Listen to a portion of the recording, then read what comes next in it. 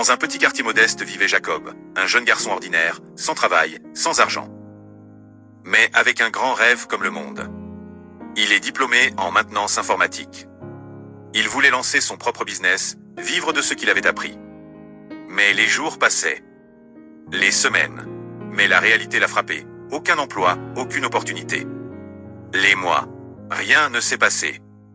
Plutôt que de se plaindre, il a réfléchi. Il s'est dit, je dois faire quelque chose, même si c'est petit. Alors, il a décidé de ne pas rester les bras croisés. Il a enfilé des bottes et pris une pelle. Il a commencé comme aide-maçon, payé à peine 2 $ par jour. Il mangeait avec ça. Parfois il sautait des repas, même il se couchait le ventre vide pour épargner un peu. Quand ce chantier a pris fin, il a commencé à pousser des brouettes dans la rue, vendant ce qu'il pouvait, travaillant sous le soleil brûlant ou la pluie battante. Il n'avait pas honte. Il avait un but.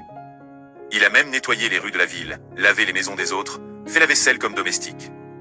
Certains se moquaient de lui. Mais Jacob savait ce qu'il faisait. Il construisait son avenir, petit à petit. Chaque pièce économisée, il la mettait de côté. Il rêvait de créer son propre petit atelier informatique.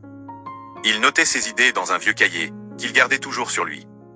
Il se répétait sans cesse, « Je ne suis pas né pour rester ici, je suis né pour bâtir quelque chose. » 3 ans ont passé.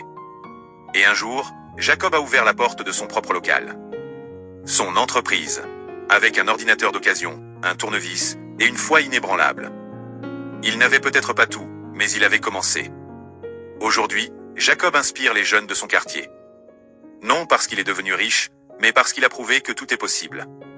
Que même en partant de zéro, avec du courage et de la persévérance, on peut transformer sa vie. Ne laisse jamais ta situation actuelle te faire croire que tu n'as pas d'avenir. Ce n'est pas où tu commences qui compte. C'est où tu choisis d'aller. Ce n'est que le début. Chaque semaine, on va vous raconter une histoire vraie. Une histoire qui peut vous réveiller. Vous booster.